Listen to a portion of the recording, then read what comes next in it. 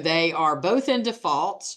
I just start with that to save you a little bit of time because I include all that information in my order, and that's all apparent from my record.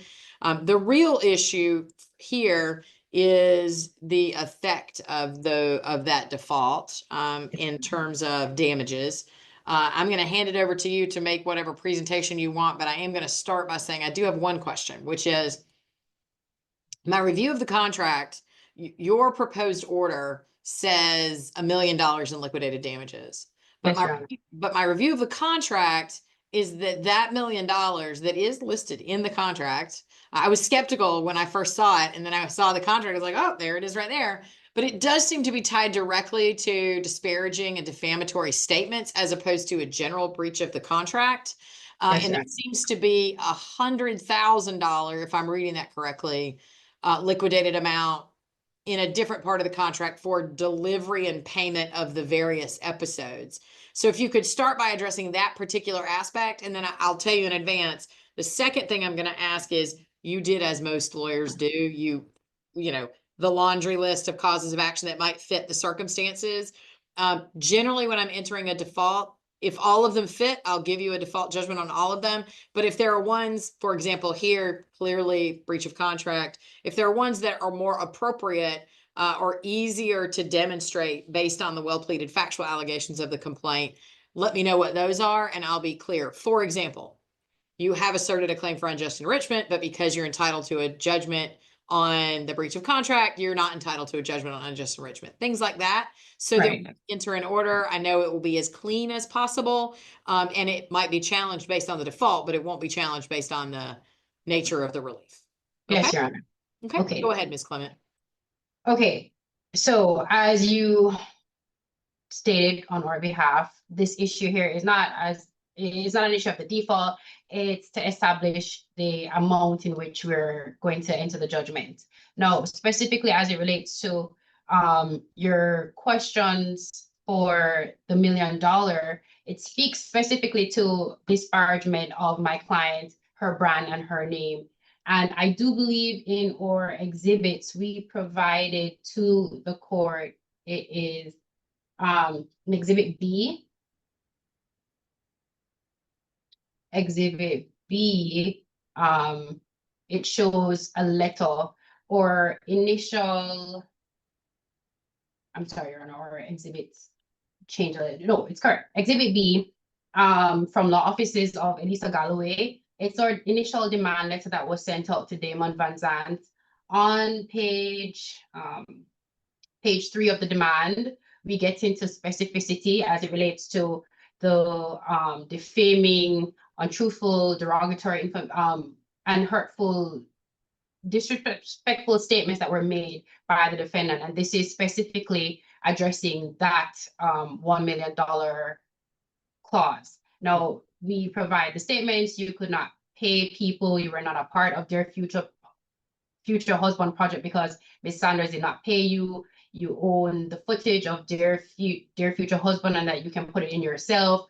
The cast and members on the show intentionally sabotage the project and so forth. These are just an example of some of the derogatory statements that were made against the project and Ms. Sanders herself. So it is our position that Mr. Van Zant and Carib Life's actions were paper cutter to the T as to what the intention of this this $1 million damages clause was placed for. And as a result, on its face, the client is entitled to that, the $1 million based on their actions. Okay. Thank you. How does that, so the complaint alleged, here's what I want to help understanding, right? So okay. I better understand now the point about the liquidated damages in that clause of non-disparagement and non-defamation in terms of it being a liquidated amount for that. I think where I was a little confused is that the actual claim for breach of contract is addressed to the plaintiff failing to deliver footage and refusing. I was getting there. Thank you. Right. So the next portion of it is speaks to that $100,000 delivery clause, right? Mhm. So essentially, the parties agreed to record X amount of episodes. They started the project and it was not completed as a result of the defendant, Van Zant, Carib Life, and further to that, they refused to return any of the films to the client. No, the contract also speaks explicit to that, and it states on page 2 and 3 of the agreement, I believe that's Exhibit A, page 2 and 3 of the agreement with Carib Life, it states the total fees is $100,000 per episode. Right. Right. No, However, hang on. Let me make, so if you're talking about so first page has that table on it. Second page has a section on services, and it says total fees $100,000, $10,000 per episode, and then $12,000 per episode for later episodes. For a total of $100,000 for 10 production weeks to cover all production costs. So I thought I just heard you say $100,000 per episode. no, sorry, 10 episodes for the episodes. Okay, yes. Right.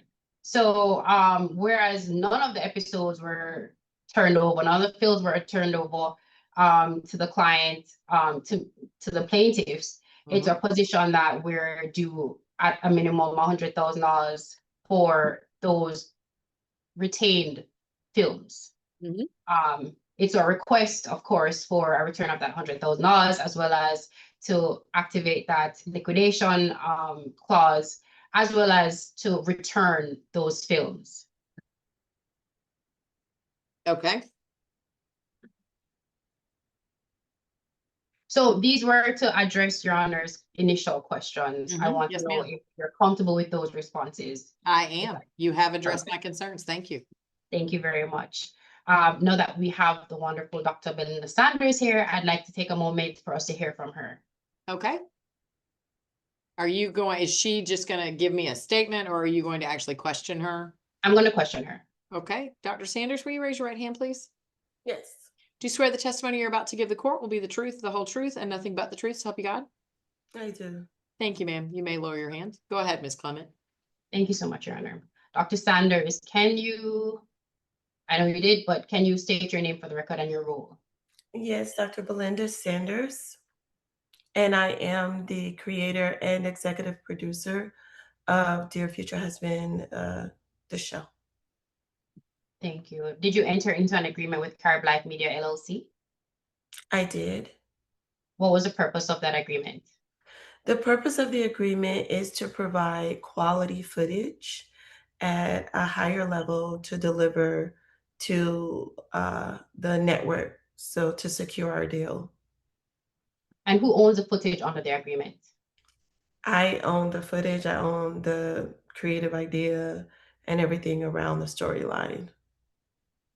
What was the defendant allowed to do with the footage? He was allowed to return it to me once he filmed, which is what he was hired to do. He was then supposed to return it to me, and we were supposed to submit it to the network. Okay, did the defendant complete the production? And he did not. Did he return the footage? No, he did not. What impact did this have on the project? I completely lost my credibility with the network. I lost the deal. I had other offers on the table even after that, in hopes that he would eventually return the footage to me, and he never did. So I lost deal after deal because he never returned the footage. I'm sorry to hear that. Can the footage be recreated? No, the footage cannot be. It's been a couple of years now, and the basis of the show was to catch the ladies that were initially recruited for this project in Atlanta while they were going through certain points in their lives like breakups, engagements, marriages, new babies, and we were all friends and we were all having life events that were recorded in real time. So, because of our storylines, that's what made it so valuable to the networks. And that time has unfortunately passed and it can't be recreated. Okay. Did the defendant ever make any statements about you or your projects to others? He did, and I didn't understand why. Were those statements accurate? No, they were not accurate. How did those statements affect your project? I mean, it brought in a lot of confusion. Now, um, the interesting thing is that we initially hired another company at the beginning. The other company delivered on exactly what they said they were going to do. In the middle of us filming, we were introduced to Carib Life Media, and then they promised us, oh, we can take this to another level. This is going to be amazing. So they came in the middle of us. We paid off our first production company. They delivered their 2 episodes. Carib Life Media was supposed to deliver 10 more episodes, and they came in and then everything was ruined since then. So the deal was based on the continuation of what the network had already seen, and they were in anticipation of what Carib Life Media was going to do, and nothing was ever delivered. Did you have a projected value or deal associated with the project? Absolutely. I heard you mention multiple opportunities just now. Can you advise the court approximately what was the value? At least $1 million a season. And our idea, the initial business plan, is to start Dear Future Husband Atlanta, which is a follow up behind my podcast, Dear Future Husband Podcast, as well as my books, Dear Future Husband, the book, Girl Get the Ring, and the entire brand was to go from city to city. Our next follow up city was Dallas, and then after that, New Jersey. And so it was building up to be a huge franchise model. Wow. So I just want to confirm, did you anticipate making a profit? And if so, approximately how much is that profit? Yeah, absolutely. The profit was going to be at least 1.2 million per Okay. season.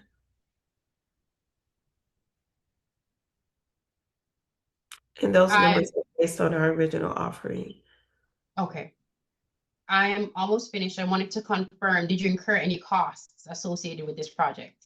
Absolutely. And I was willing to make the sacrifice because we already had, um, the promise from the network to pay.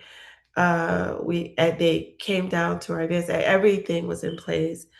And the only thing that messed it up is the fact that they never got the other footage from Carib Life Media. So I invested almost 200,000, which Almost, I'm sorry, 200 or 300? close to 200,000 if my memory is correct. But I do Okay. have a record of everything. We did keep really good records from everything from the production, the design team, the sets, the everything's there. Okay.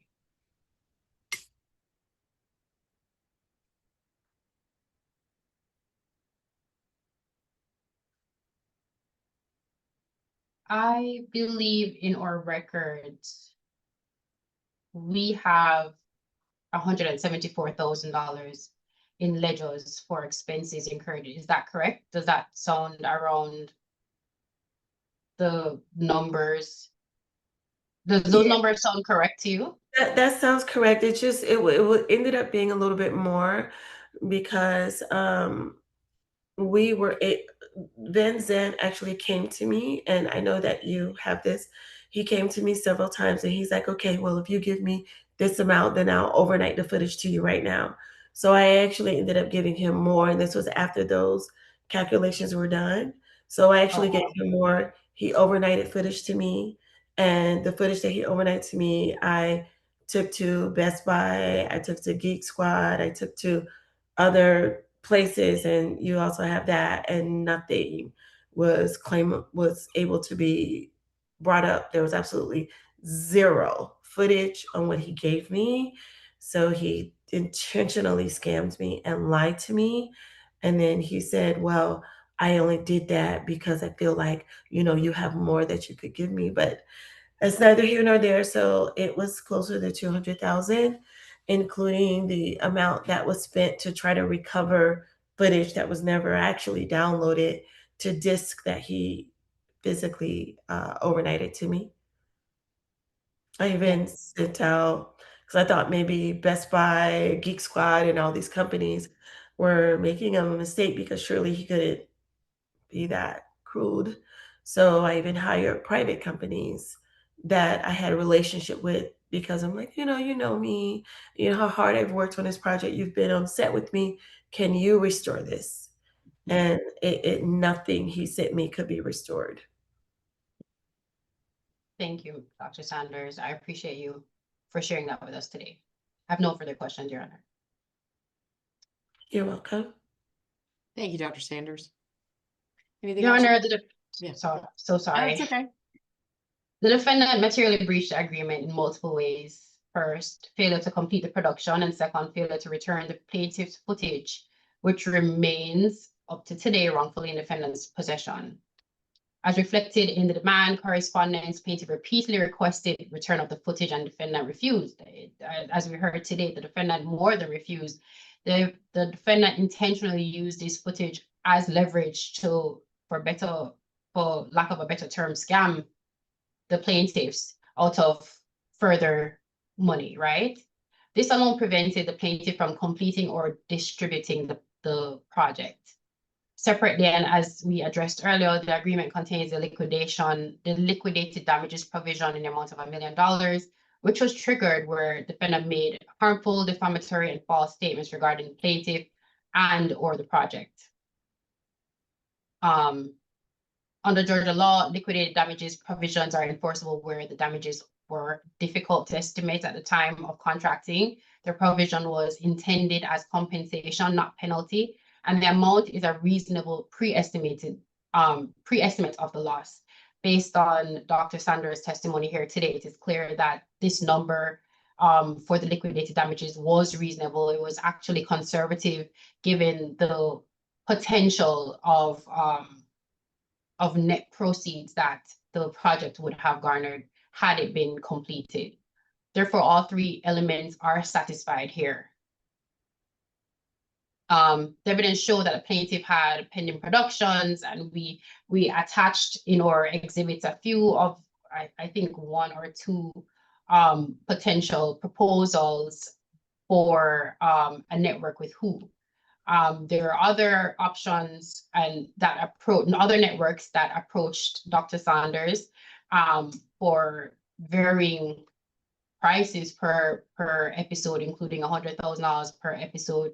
And as you can see, we had the intention was technically 10 episodes with Carib Life and Dr. Sanders, and the project had already filmed 2 episodes, so that's roughly 12 episodes. Therefore, if you take that into consideration, we're way surpassed that $1 million had the project completed and had Dr. Sanders been able to approach and fully engage with these offers from the networks. Your Honor, while the agreement contains a general limitation of liability as it relates to that portion, the provision does not override the specific liquidated damages clause. And this liquidated damages clause governs specific conduct. And as stated, that conduct was explicitly seen by the defendants. The parties expressly contemplated and assigned a value to this, and as such, the plaintiffs are entitled to it. Additionally, the evidence established substantial actual damages that were incurred, and and the contract provides a return for additional damages. That is, as we discussed, $100,000 for the 10 episodes at $10,000 per episode. The loss of production opportunity, that's going to be so difficult to put a number on, as well as loss of use of the footage necessary to complete her project. If we were to be conservative, we would have at least 1.37 in actual damages, $1 million as it relates to the liquidated damages portion, $100,000 for the films that were not returned, $170,000 for $200,000 for the actual costs that Dr. Sanders had incurred. As such, we, the plaintiffs, are requesting that this court enters a final default against the defendants,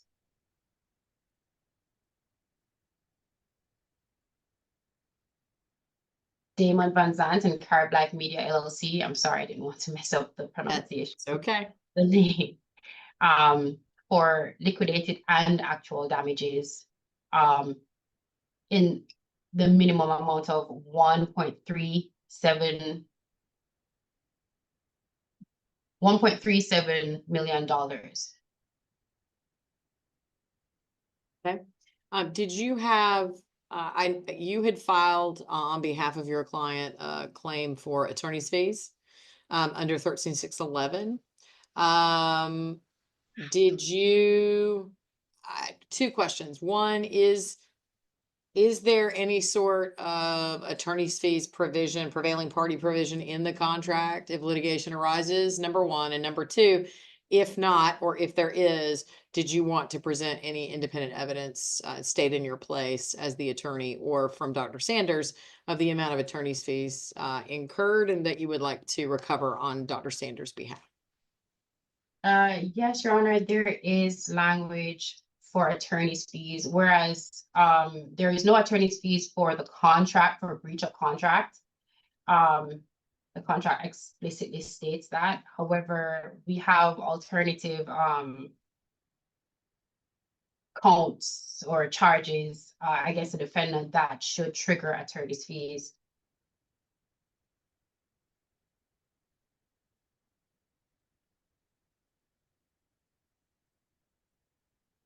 That I had here a minute ago. I'm so sorry. It's okay.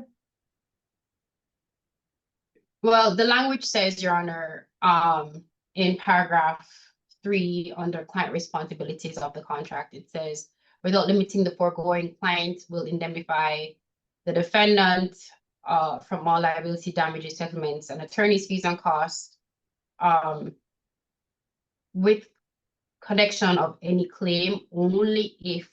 Yeah, I don't think that it limits. I think that is if Carib Life gets sued or runs into a problem as a result of this contract. I'm really asking, sometimes there will be a provision of the contract that says, you know, in the event of litigation between the parties, right, the prevailing party will be responsible. I don't see that here. I was looking at it as the inverse. It implies that unless the client's own infringement caused the breach, then there's no indemnification against attorney's fees. It doesn't explicitly say that. However, based on the interpretation of the set of this clause, I believe it implies that attorney's fees are available to the plaintiff if the actions of infringement are on behalf of the client.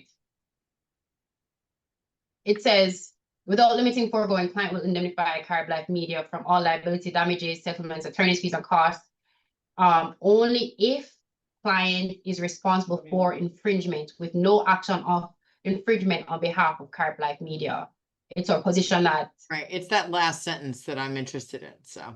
However, the events of breach, each part shall bear its own fees and costs in connection with taking legal action and pursuing litigation. Okay. Okay. If that's the case, Your Honor, again, we leave the interpretation to the court. Either way, we're willing to move forward to get this resolved sooner rather than later. But I would like to put to your attention the possibility of the language. I understand. Thank you for letting me know what your argument is. Yes, Your Honor.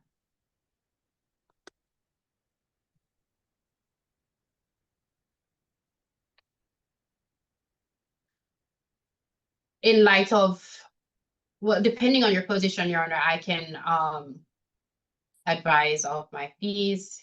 If it is that you're of the position that, you know, based on the final, the last sentence here, that each party takes its own fees and costs, then we'll conclude here.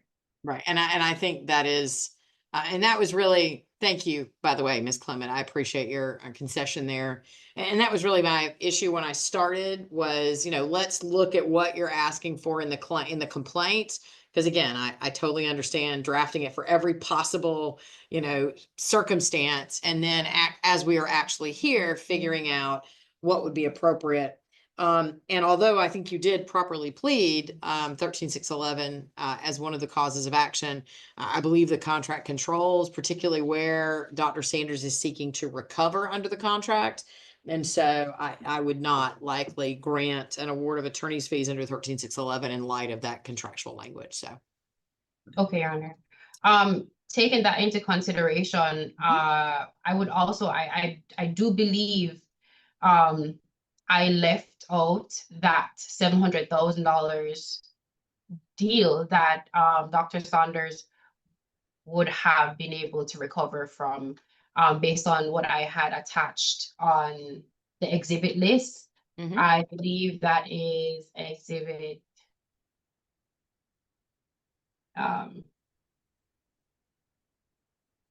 it is exhibit C, the WHO network. Whereas, of course, as Dr. Sanders had stated, there are multiple offers that were on the table, one ranging to up to $1.2 million. What we have here physically in our possession at this time is a WHO network that provided, that entered into the agreement on April 23rd, showing a $700,000 recovery for 10 episodes. So we would like to request that as well as a part of the breach of contract portion of actual damages. So the $1 million would be the liquidated damages liquidated for amount, defamation and yes. so forth. The $200,000 for the cost that she incurred and stemming from the breach of contract as a result of it, this $70,000 per episode, amounting to $700,000 agreement that she entered into that could not be fulfilled because she was unable to receive the films. Understand. Okay.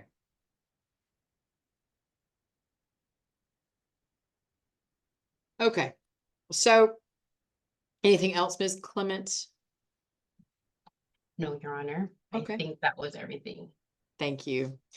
Okay, so my review of the complaint, as I mentioned at the outset, is that there are, I think, 11 causes of action, and I think some of them, either they are not supported by well-pleaded factual allegations, and by that I don't mean that anything you did was insufficient, but that's not, they were there as a sort of contingent, you know, if we get into discovery, I think I can support this and maybe develop evidence. But at the default stage, there's not really support for those things. And then some of them as well, I think, are either foreclosed by the existence of the contract, as in you can't get unjust enrichment result when you have a contract, or they may be foreclosed by provisions of the contract. And so what, based on what I said earlier about the defendants being in default, it is my intention or my belief that Dr. Sanders would be entitled to a default judgment on count 1 for breach, and that she would be entitled to some damages for that. And I'm going to talk a little bit about the damages in a moment. Certainly the liquidated damages in the amount of $1 million. And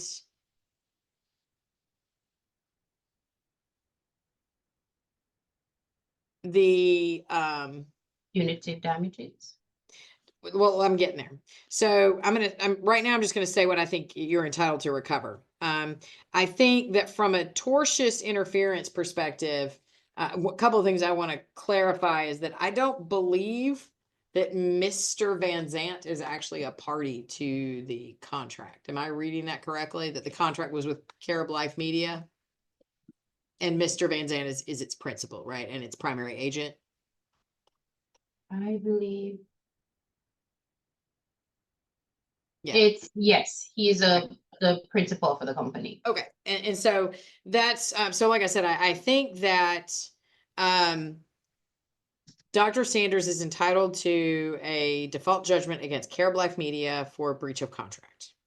I think that Dr. Sanders is entitled to a default judgment against Carib Life Media and Damon Van Zant for conversion of the film footage. And that because of that, Dr. Sanders would be entitled to an injunction requiring the return of the footage. And that's counts 1, 4, and 9.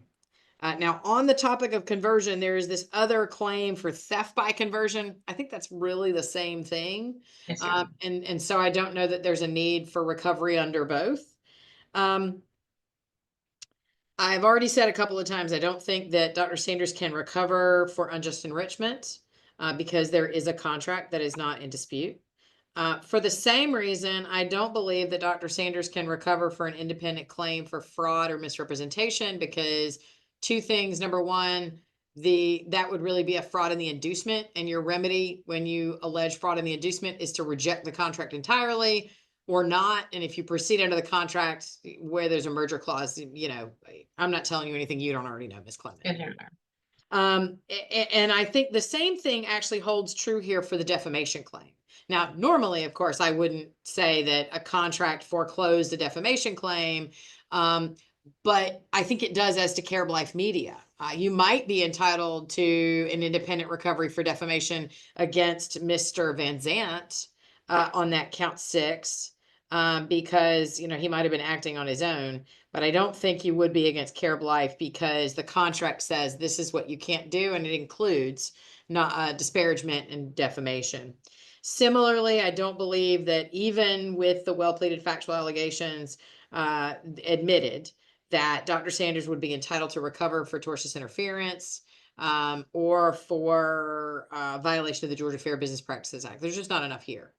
And because the contract itself says in no event shall either party be entitled to recover for punitive damages, I appreciate the sort of creative application of that provision regarding fees that you were referencing, but I don't think you can get around that limitation of liability provision, even where it is the fault of Mr. Van Zant, because at the end of the day, I think clearly what that provision was directed at is if somebody else sues or says they have damages as a result of this contract or as a result of the actions of Mr. Van Zant or the Carib Life or Dr. Sanders. And that's not really what happened here. And then as to the expenses of litigation, I believe the same is true, that the contract in paragraph 3 forecloses the ability to recover. So here's what I think. Here's what I think I'm going to do.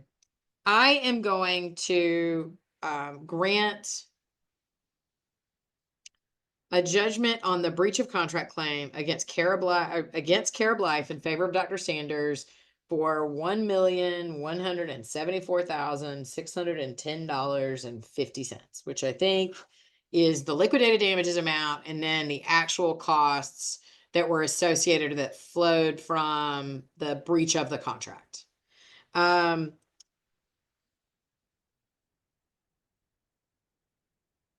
As to the conversion claim,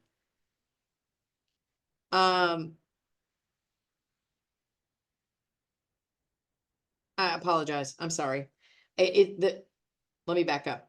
The breach of contract is going to be $1 million, period, because I think that's what liquidated damages clauses and contracts are about, right? This is the amount you recover if you do this thing, and that's what it says. And I agree with you, Ms. Clement, that it trumps any limitation of liability provision elsewhere in the contract because it clearly is intended to be a liquidated damages provision. So let me back up a moment ago and say this. For breach of contract, it's going to be $1 million. Okay. For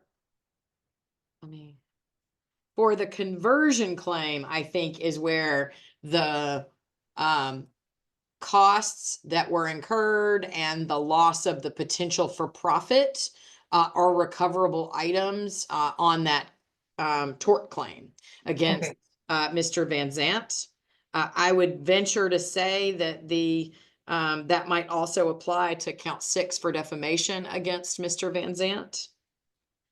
And that I would grant you an injunction requiring Mr. Van Zant to return the footage. I think what I'm going to do is I'm going to take the proposed order that you have sent, Ms. Clement. I'm going to combine it with mine that has, a paragraph about how and why everybody's in default, which you did also provide. And then I am going to adjust it to indicate which claims I'm entering judgment on. And then I'm going to note that even with the well-pleaded factual allegations that because of circumstances, either relative to the contract or legally, you can't have duplicative. And so I'm going to decline to grant judgment on counts 2, 3, 7, 8. I'm sorry, 2, 3, 5, 7, 8, 10, and 11. And I'm going to grant judgment in whole or in part against some or both defendants on counts 1, 4, 6, and 9. Does that make sense, Ms. Clement? It does make sense, Your Honor. I just wanted to interject as it relates to the conversion. Mm-hmm. I know earlier you had stated you would enter conversion against It is against Carib Life. It is Okay. against both. Okay. And so and the amount of that will be the 874 610.50. So if I take that damages actual costs of the 174 and then the 700,000 was the testified evidence of the loss of potential profit that I heard from Dr. Yes, Your Sanders, Honor. right? Yes. Okay. So it'll be 874 610.50 on the conversion claim. And then the defamation will only be against Mr. Van Zant. And I'm going to make it for that $700,000 amount for the loss of the contract. Okay. Yes, Your Honor. So it